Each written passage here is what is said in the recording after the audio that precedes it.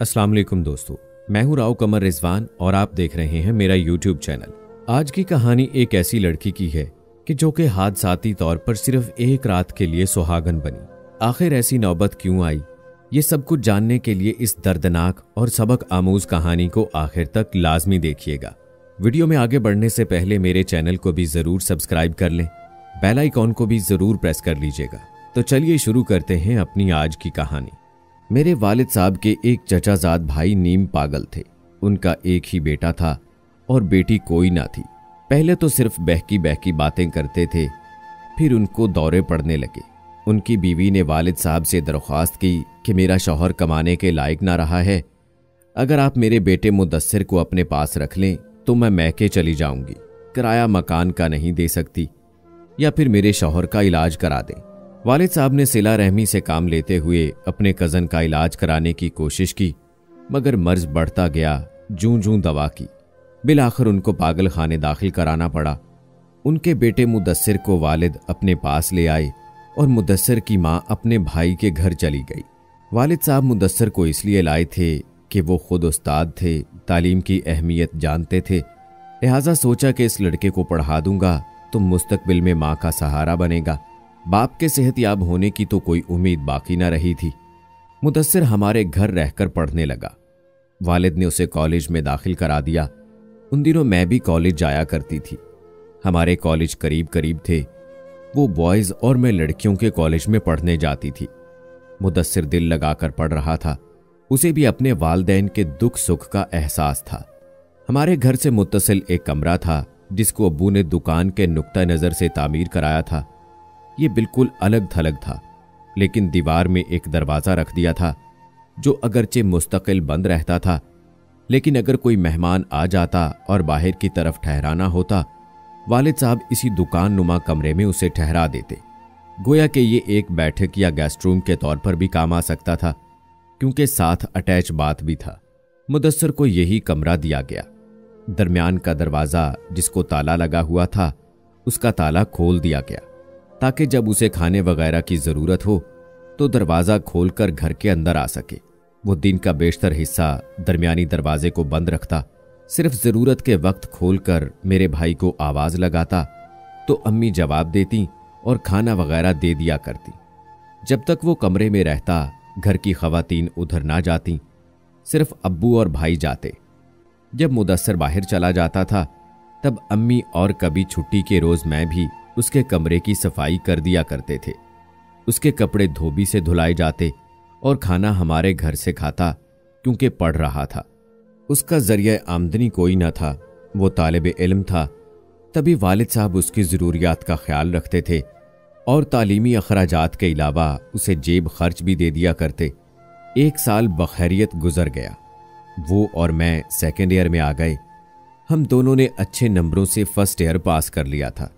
अब्बू खुश थे कि मुदस्सिर पर जो अखराजात कर रहे थे रायगाना गए थे। वो एक अच्छा तालिब इल्म था, पढ़ाई में हकीकी दिलचस्पी लेता था। साल भर के दौरान उसने किसी को भी शिकायत का मौका ना दिया। बहुत तरीके सलीके और अच्छी वजह से रह रहा था। अम्मी को जब सौदा सलफ मंगवाना होता वो उसी वक्त ला दिया करता था।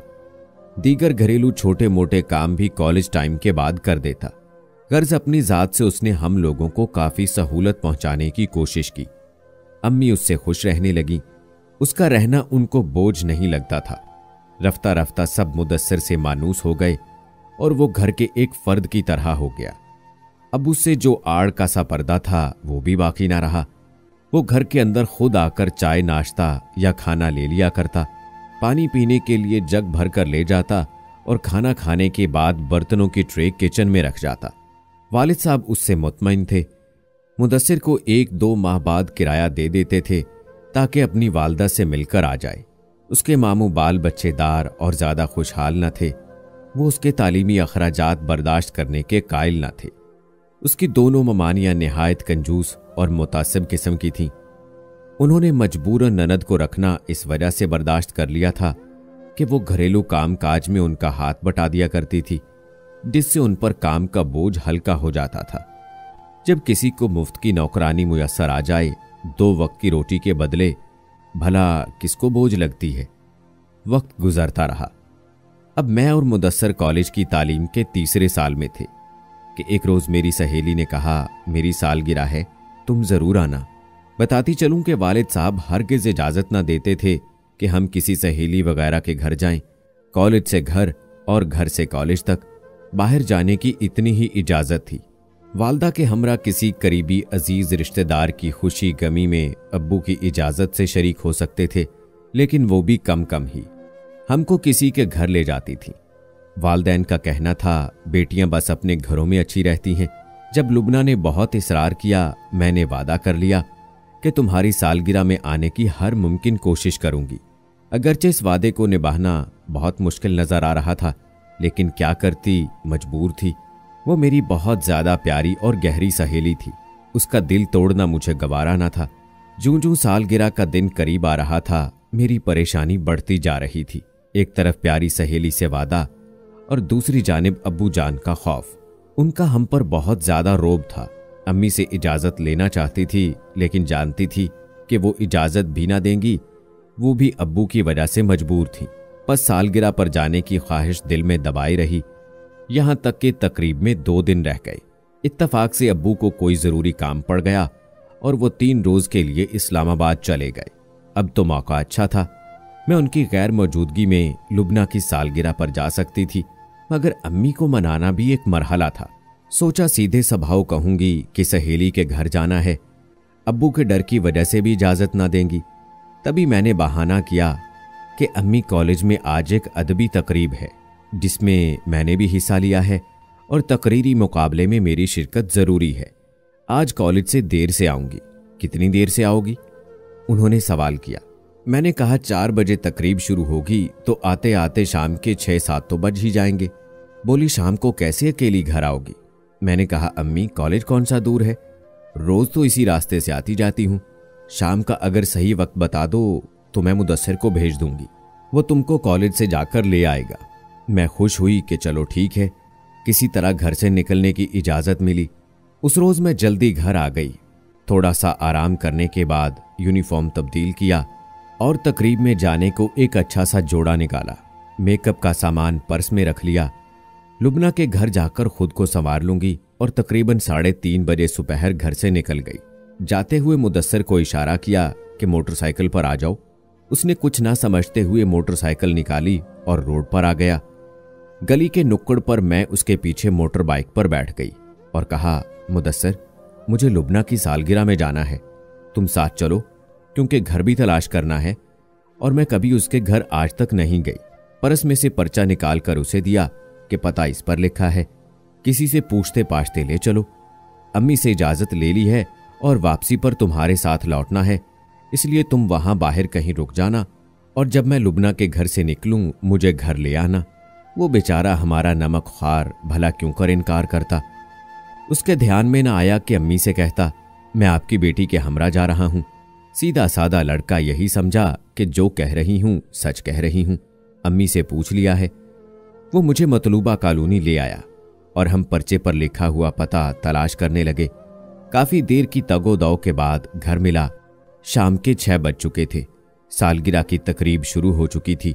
क्योंकि रास्ते में रुककर मैंने उसकी सालगिरह का तोहफा लिया, पैकिंग भी करवाई थी। फिर पता तलाश करने में काफी वक्त जाय हो गया। मैंने मुदस्सिर को हिदायत की कि सामने पार्क में बैठ जाओ, जो ही तकरीब खत्म होगी मैं वहां आ जाऊंगी, फिर हम साथ घर निकलेंगे 7 बजे। अभी तकरीब जारी थी। मैंने सहेली से इजाजत ली क्योंकि रास्ता काफी लंबा था। 8 बजे तक घर पहुंचते। अम्मी यकीनन परेशान हो जाती। जो ही मैंने मुदस्सिर को बुलाने को पार्क में कदम रखा, वो मुझे सामने बेंच पर बैठा नजर आया, लेकिन बेवकूफ किसी और सिमत देख रहा था। उसने मेरी जानिब देखा और न तवज्जो की। 2 मिनट तक खड़ी रही, बिलाखिर उसकी तरफ चली गई ताकि उसे पुकारूं और कहूं कि घर चलो। जब मैं उसके पास पहुंची, उसने मुझे देखा और मेरी तरफ आ गया। हम इकट्ठे पार्क से निकल रहे थे कि शोमई किस्मत फुफ्फू अपने शौहर और बच्चों को लेकर पार्क में दाखिल हुई। वो बच्चों को सैर कराने लाती थीं। गालबन उनकी ननद का घर पार्क के पास था और वो आज वहां आई हुई थी। मुझे उन्होंने मुदस्सिर के साथ देख लिया। उनकी तेवरी पर बल पड़ गए। उनके शौहर का चेहरा भी स्याह हो गया, जैसे उन्होंने अपनी बेटी को किसी गैर के हमरा देख लिया हो। बीवी के लिहाज से चुप हो गए। फूफी ने मुझसे कोई बात ना की और ना फूफा हमारी तरफ आए। नजरें फेर कर दूसरी जानिब चले गए, लेकिन मेरे तो पैरों तले से जमीन ही निकल गई। फूफो कब चुप रहने वाली थी।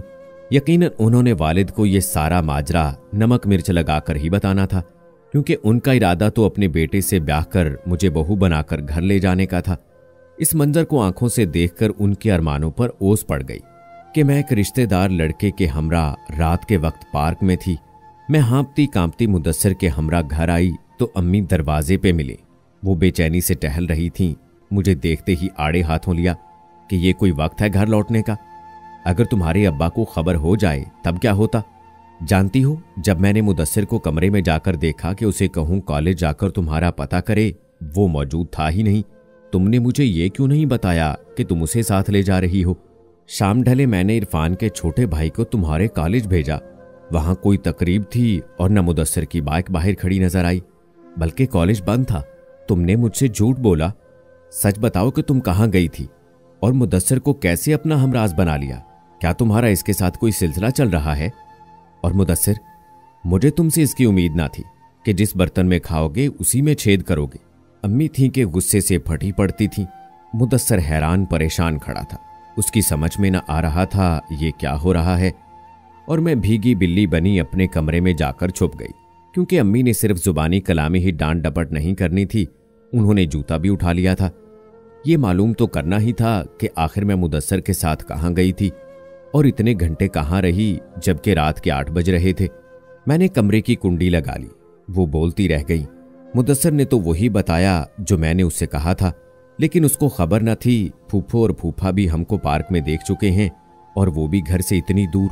सोच रही थी जब फूफो आएंगी और ये मामला खुलेगा तब क्या होगा। मुदस्सिर अपने कमरे में जाकर लेट गया। आज उससे अम्मी ने खाने का भी ना पूछा। उधर मैं रात भर जागती रही और दुआएं मांगती रही कि फूफो या फूफा अब्बू को ना बता दे, लेकिन ये नामुमकिन था।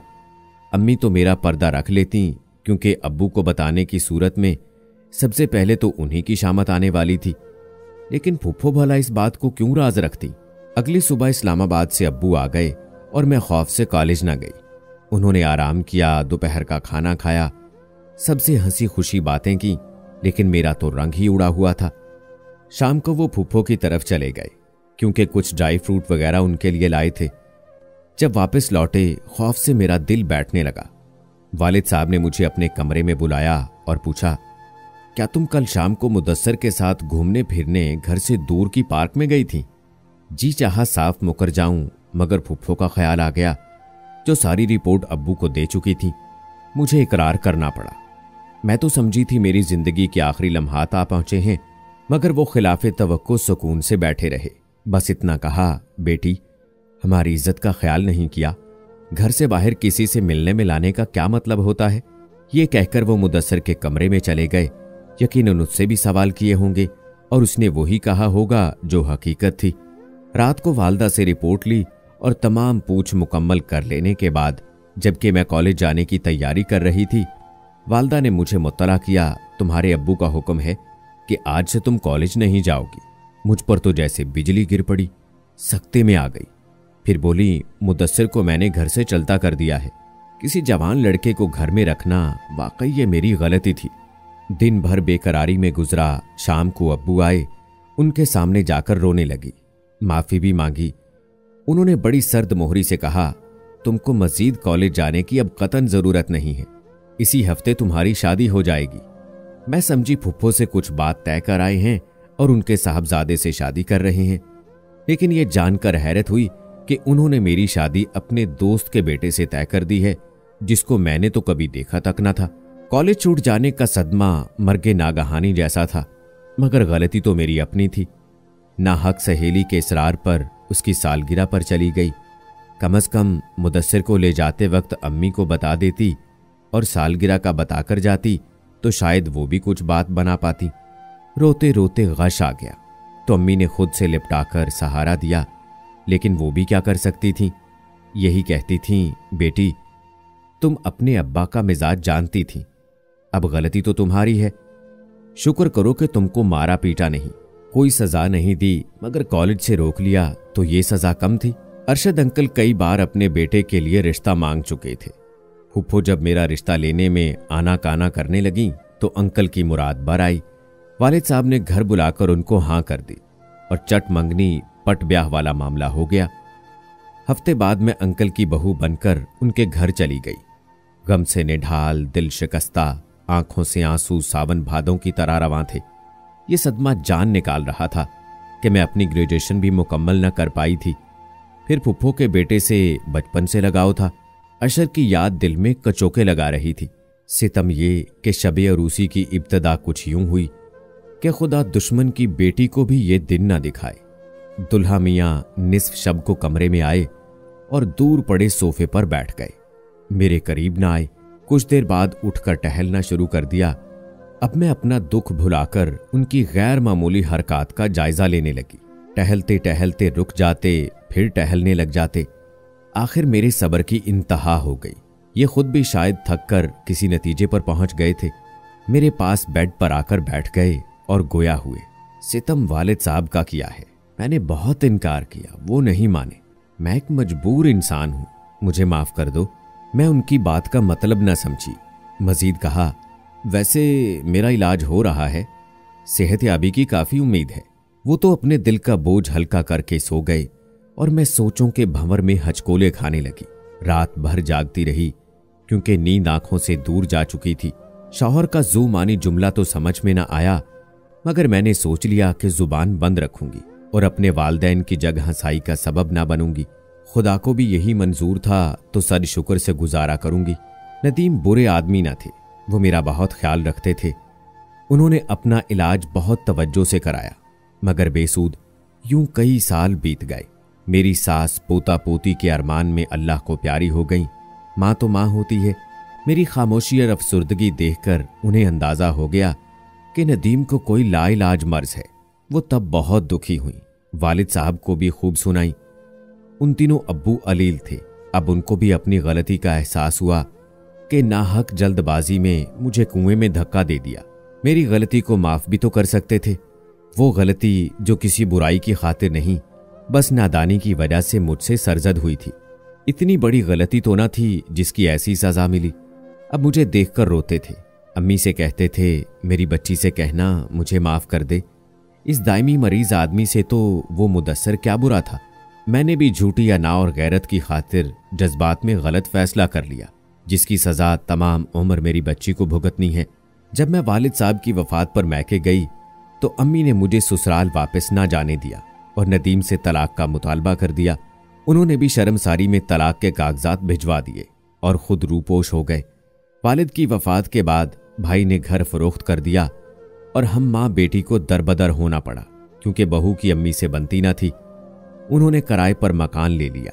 मालिक मकान शादीशुदा और 4 बच्चों का बाप था। उसकी बीवी भी ठीक औरत लगती थी। उन्होंने हम माँ बेटी को मुख्तसर फैमिली जानकर किराए पर मकान दे दिया। मालिक मकान नीचे वाले पोर्शन में क़याम पजीर थे और हमको किराए पर बालाई मंजिल दी थी। मैंने दोबारा पढ़ाई शुरू कर दी और मैं खुद को दोबारा जिंदा महसूस करने लगी। हमारे मालिक मकान कलीम साहब प्रोफेसर थे और एक कॉलेज में पढ़ाते थे। उन्होंने हमारे हालात जानकर अखलाकी सहारा दिया और दोबारा तालीम जारी रखने पर हिम्मत अफजाई की। अम्मी को माहाना खर्चा भाई हर माह दे जाते थे, मगर उनकी बीवी हमको साथ रखने पर तैयार ना थी। जिन दिनों मेरे बीए के सालाना पर्चे थे, कलीम साहब की बीवी बच्चों के साथ मैके दूसरे शहर चली गई। अम्मी ने इसरार करके कलीम को राजी किया कि वो उनको खाना बना दिया करेंगी जब तक बीवी लौट कर आती हैं। वो बाजार से खाना ना खाया करें। मेरे आखिरी पर्चे के रोज आसमान पर बादल छाए हुए थे। अम्मी किचन का काम खत्म करके जल्द सो गई और मैं बैठी पर्चे की तैयारी कर रही थी कि कुछ असबाक मेरी समझ में ना आ रहे थे। तभी ख्याल आया, प्रोफेसर साहब से पूछ लेती हूँ। खाना पूछने के बहाने मैंने कलीम साहब से बात की। उन्होंने कहा, अगर खाना गर्म कर दो तो मेहरबानी होगी। मैंने सुबह से कुछ नहीं खाया है। मैं उनके लिए खाना गर्म करके ले गई। वो अपने बेडरूम में बैठे थे। खाना मेज पर रखकर जाने लगी तो बोले, कैसी तैयारी हो रही है? मैंने कहा, सब पर्चे अच्छे हो गए हैं, लेकिन मैथ की तैयारी नहीं हुई है। कुछ मुश्किल है तो मुझे बताओ, मैं समझा देता हूँ। मैंने जवाब दिया, आप खाना खा लें तो ऊपर आ जाइए। वो बोले, उस्ताद को ऊपर बुला रही हो? अरे भाई, किताब लेकर तुम खुद यहाँ आ जाओ। जो समझना है मैं समझा देता हूं। मैंने किताब और कापी उठाई और थोड़ी देर इंतजार किया कि वो खाना खा लें, फिर कलम वगैरह लेकर नीचे गई। अभी मैं उनके कमरे में दाखिल होने वाली थी कि अचानक लाइट चली गई, साथ ही बारिश शुरू हो गई और घटाटूप अंधेरा हो गया। तभी मैं अंधेरे में उनसे टकरा गई और उनके ऊपर जा पड़ी। बादल जोर से गरज रहे थे। वो गालबन लाइट उठाने को उठे थे कि मैं उनसे टकराई और हम दोनों दहलीज के पास फर्श पर गिर पड़े। अंधेरे में हाथ को हाथ दिखाई न दे रहा था। उन्होंने मुझे थाम लिया, फिर खुद भी उठे, लेकिन उनकी गिरफ्त मजबूत हो गई थी। इस तूफानी रात में मैं बेबस थी, बस और क्या बताऊं। तूफान गुजर चुका तो उनको अपनी गलती का एहसास हुआ। वो माफी के तलबगार थे और मैं गमो गुस्से में हिचकियां भर रही थी। वो सर पकड़कर बैठ गए। उनके पास निगाह मिलाने वाली आंख न रही थी। अब वो चाहते थे कि मैं सब कुछ भुला दूं, मगर ये कैसे मुमकिन था। बिलाखिर उन्होंने कहा कि मैं शरीफ आदमी हूं, मगर खता इंसान से हो जाती है और इंसान खता का पुतला है। इस गलती का अजाला यही है कि मैं तुमसे निकाह कर लूं। उन्होंने अम्मी जान को एतमाद में लिया और मुझसे निकाह कर लिया, मगर इस निकाह को पोशीदा रखा क्योंकि वो अपनी बीवी से डरते थे, जो उनके 4 बच्चों की मां थी, और बच्चे मर्दो औरत दोनों की मजबूरी होते हैं। शादी एक अरसा तक राज रही। इस दौरान उन्होंने हम माँ बेटी को एक दूसरे घर मुंतकिल कर दिया। जब मेरा पांव भारी हुआ, अम्मी को भाई को बताना पड़ा। वो काफी खफा हुए कि मुझे पहले क्यों ना बताया। अम्मी बोली, तुम्हारी बीवी के डर से जो यकीनन कलीम की बीवी को आकर चुगली लगाती तो एक हंगामा खड़ा हो जाता। बहरहाल भाई खामोश हो गए। ये सोचकर कलीम ने मेरी बहन को हमदर्दी में सहारा देने की खातिर दूसरी शादी की है। निकाहनामा देखा, बंधन तो जायज था। खुदा ने चांद सा बेटा दिया। एक रोज कलीम मुझे और बेटे को लेकर बाजार शॉपिंग करने गए तो वहां उनका साला और उसकी बीवी मिल गए। उन्होंने जाकर उनकी बेगम को बताया। तब कलीम को बात बतानी पड़ी क्योंकि बेटा हो चुका था। अब उसे मुआशरे में बाप का नाम तो देना ही था। कुछ तो ऐसा हंगामा हुआ कि साले उनको मारने आ गए। बीवी मैके चली गई और 4 बच्चों को भी छोड़ गई। वो बहुत जबरदस्त किस्म के लोग थे। मेरी सौतन ने किसी की एक ना चलने दी। आखिरकार मुझे तलाक दिलवाकर ही दम लिया। आज तक कलीम को मुझे तलाक देने का अफसोस है कि एक गलती पर उसने और भी बड़ी गलती कर दी। कभी कभी बेटे से मिलने आते हैं, उसका खर्चा भी बाकायदगी से देते हैं। एक मकान हक महर में मेरे नाम कर दिया था। मेरे पास रहने को ठिकाना तो है, लेकिन मुझ बदनसीब के मुकद्दर में सुहाग की खुशी न पहले थी और न अब है। शायद कि बेटा अल्लाह की तरफ से अता होना था, इसलिए दूसरी शादी भी हादसाती अंदाज में हुई। हालांकि मैंने कभी दूसरी शादी के बारे में सोचा भी ना था। अब बेटा जवान है और मेरा शौहर यानी कलीम इस दुनिया में नहीं है। पूरी जिंदगी में बस एक रात की सुहागन रही, वो भी हादसाती। माँ बाप से गुजारिश है, कभी जल्दबाजी में ऐसा फैसला ना करें कि खुद भी अजियत में इस दुनिया से जाएं और बच्चों की जिंदगी भी अजाब बन जाए। तो दोस्तों, कैसी लगी आज की कहानी कमेंट बॉक्स में ज़रूर बताएं। मज़ीद ऐसी वीडियोस के लिए मेरे चैनल को सब्सक्राइब करें। मिलते हैं अगली वीडियो में, तब तक के लिए इजाज़त दें। अल्लाह हाफिज़।